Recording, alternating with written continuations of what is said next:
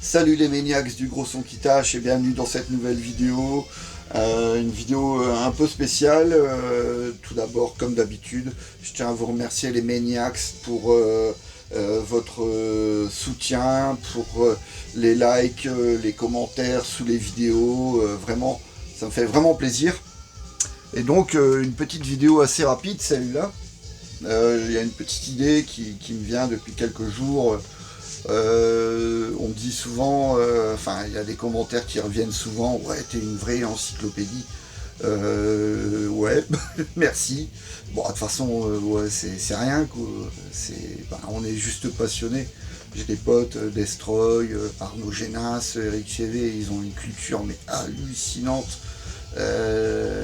Et dans des styles parfois qui s'éloignent vraiment du métal, même si leur passion essentiellement c'est le métal bien sûr, c'est les métalleux, mais ils écoutent tellement de trucs à côté,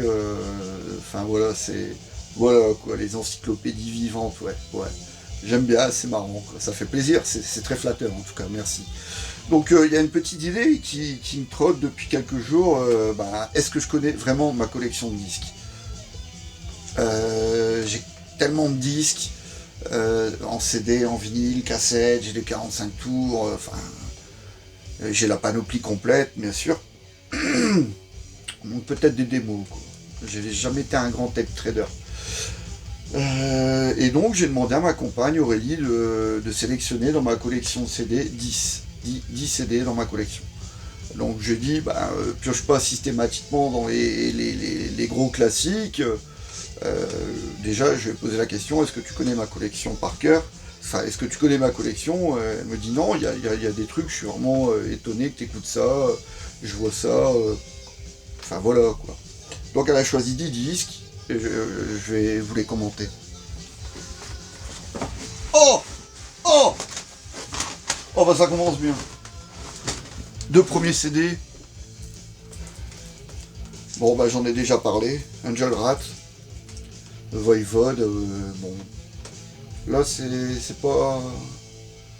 Bon, je m'attendais à quelque chose de plus... de moins connu. Que je connaisse moins. Il y a des choses que j'ai jamais écoutées, en fait. J'ai tellement de disques, c'est hallucinant. Que j'ai pas le temps de tout écouter, entre les trucs que j'écoute, au feeling, en fait.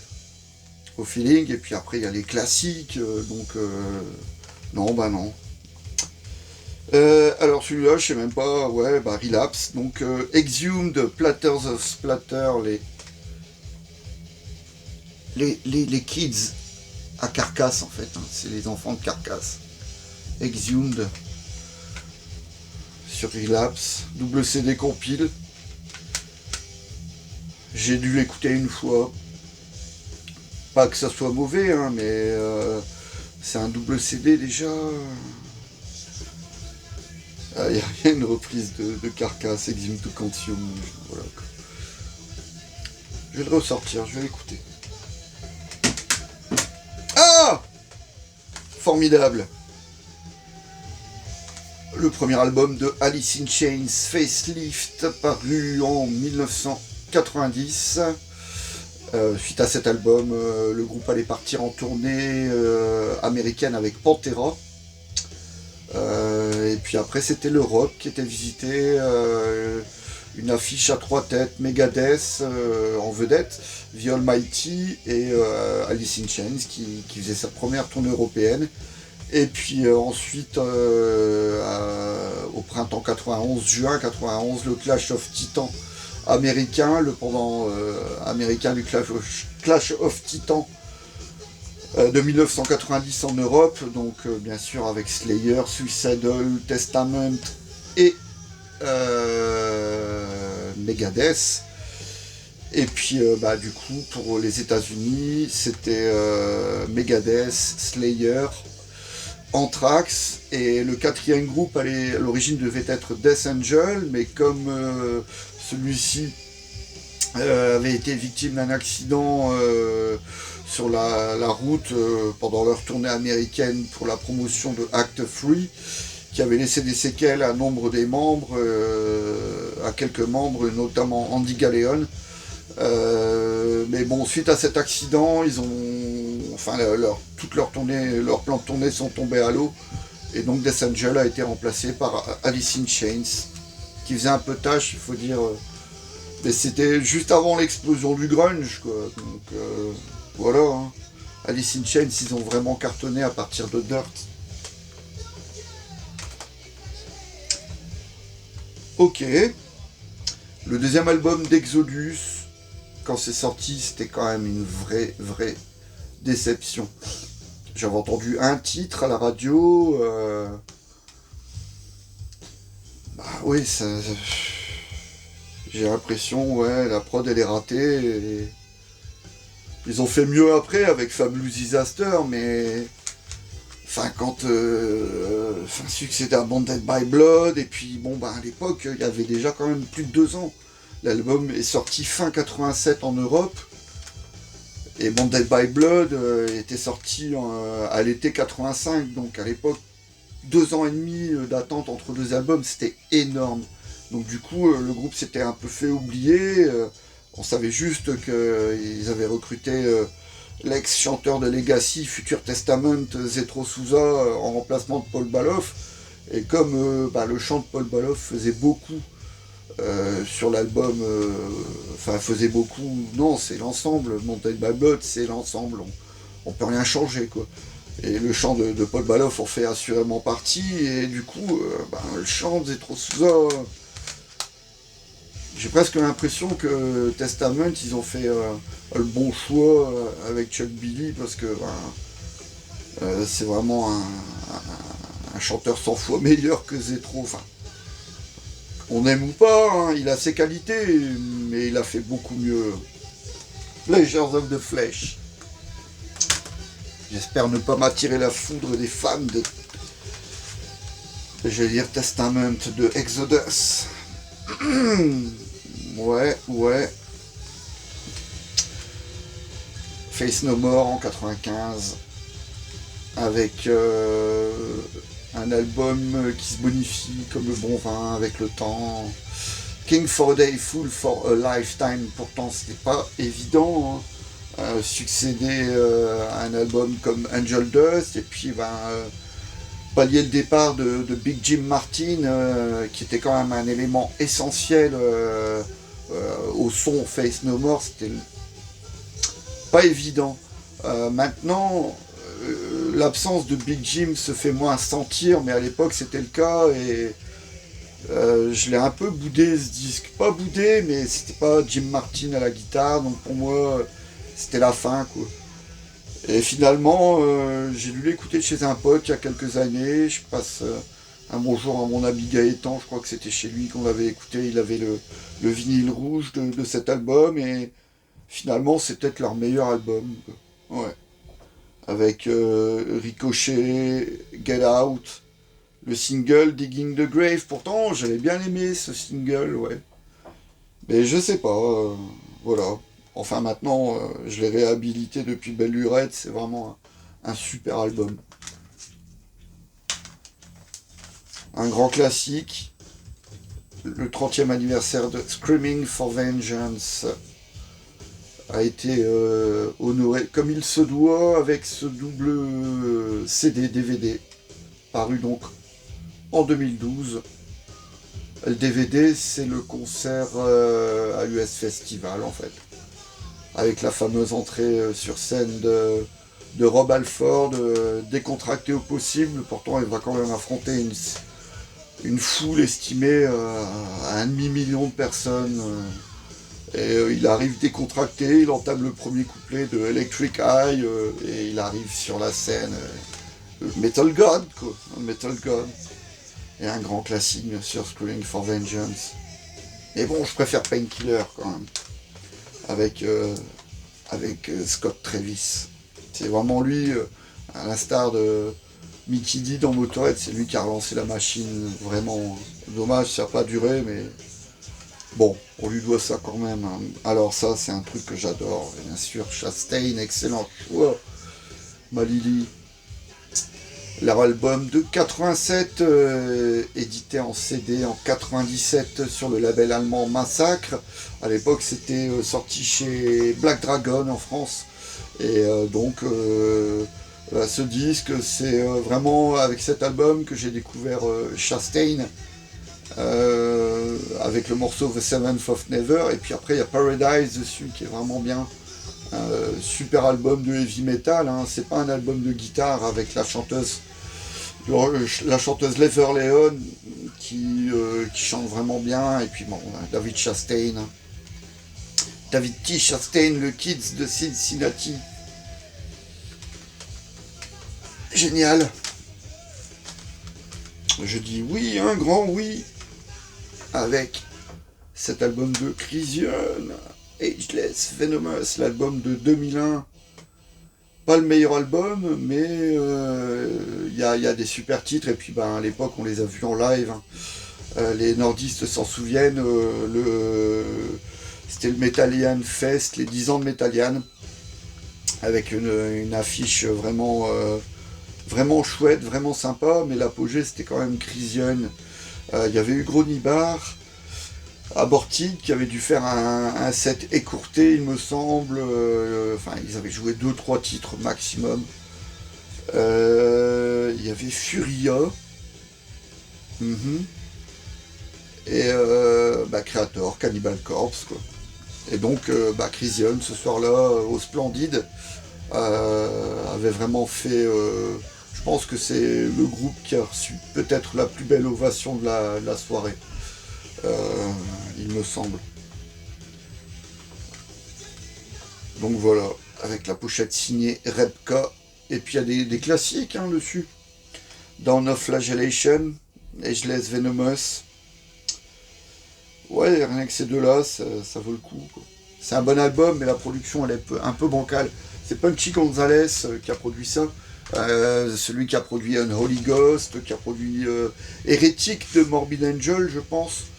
Et qui a produit aussi, et ça c'est beaucoup mieux, Diabolique, Subterranean Magnitude, je crois que c'est lui qui a produit ça.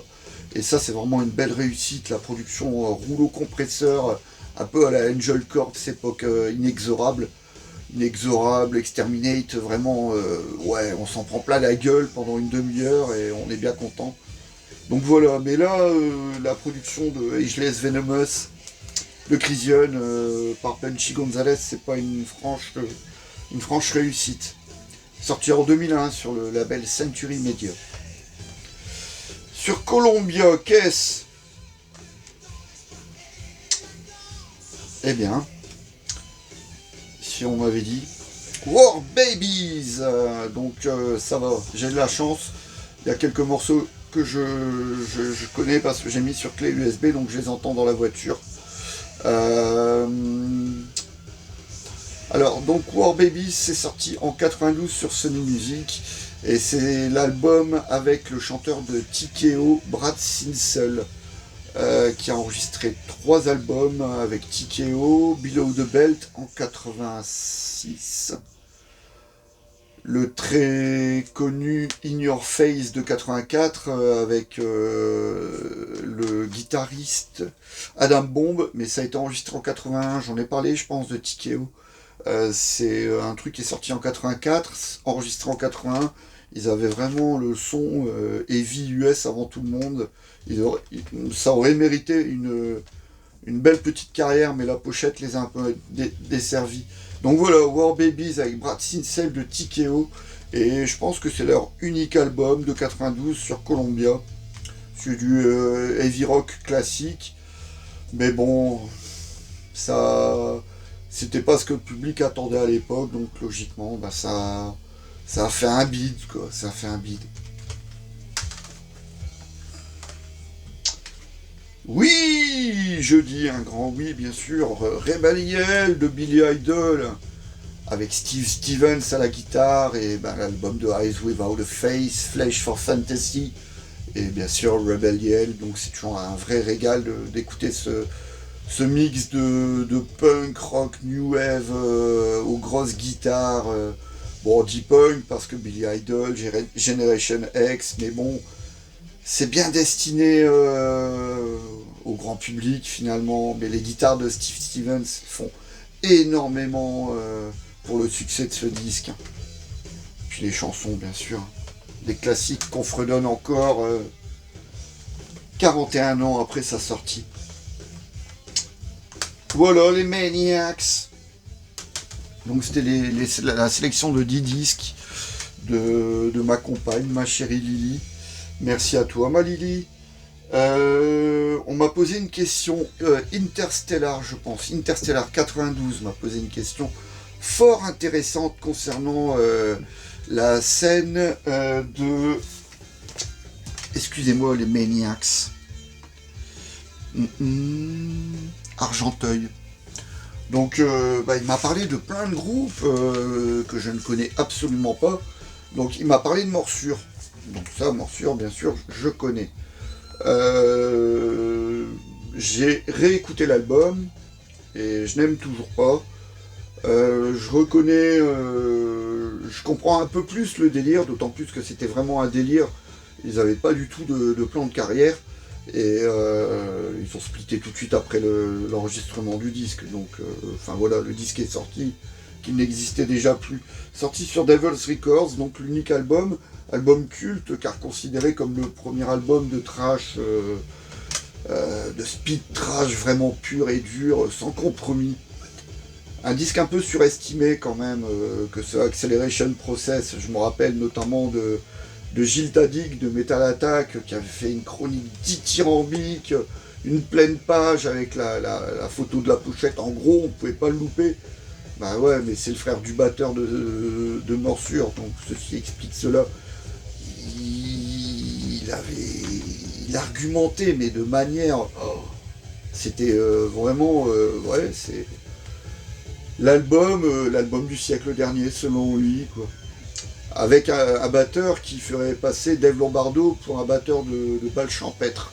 C'est ce qu'il avait dit, ouais. Que, voilà, c'était génial. Ouais, bon. Donc voilà, ça je connais, je l'ai réécouté, j'aime toujours pas. Je comprends le délire, mais il y a eu bien mieux à l'époque, à 30 km plus loin dans le sud, et toujours sur Devil's Records, sur Maison Alfort, je dis ADX. Oui, c'est plus conventionnel, plus heavy speed, mais sur le même label, Devil's Records. Donc ça, vraiment, c'est un truc qui tourne encore à l'heure actuelle, même maintenant. Donc voilà. À savoir que bien sûr, Morsure, le bassiste Eric n'est autre que Eric Serra, qu'on peut voir dans le film Subway, le film de Luc Besson avec Isabelle Adjani, Richard Boringer, enfin voilà, et il y a une scène avec un bassiste, et c'est Eric Serra, je pense, j'en suis même sûr, et c'est donc lui qui a composé ensuite la musique du Grand Bleu, voilà. Donc du coup, il m'a cité plein de groupes, Astral Rising, Last Joke, Spectral Presence, Filth, Worm Eaten, et j'ai vérifié parce que Astral Rising, ça me disait vaguement quelque chose. J'ai dû voir traîner plusieurs fois le CD dans certains magasins ou même sur les ventes par correspondance, style Adiposer, Oli Records, Osmos Productions. J'avais déjà vu le nom. Alors apparemment c'est du doom mélancolique, donc c'est pas trop mon délire. C'est pour ça que je connais que de noms. Ensuite j'ai regardé sur Encyclopédia Metallium, en plus, hein, la référence. Hein. Donc il parle de Filth, 2 démos pour un groupe de thrash. Première démo, Anywhere Out of This World en 1992 et Only Life Decides, deuxième démo en 1995. Voilà pour ce groupe de trash de la scène d'Argenteuil, Filth. Et après, Worm Eaten, Last Joke et Spectral Presence, j'ai rien trouvé. Donc ça me rassure, je me disais j'étais peut-être passé à côté de quelque chose. Mais donc voilà, j'espère avoir répondu à tes attentes, mais voilà, c'est pour parler un peu de cette scène d'Argenteuil, notamment représentée par Morsure, et puis également bien sûr Massacra, mais bon, Massacra c'est quand même une autre division. Voilà la Maniacs. Appréciez cette vidéo et j'en ferai une très prochainement avec 10 disques de ma collection choisis par ma fille Églantine. Appréciez ce visionnage et puis à très vite les Maniacs. Ciao.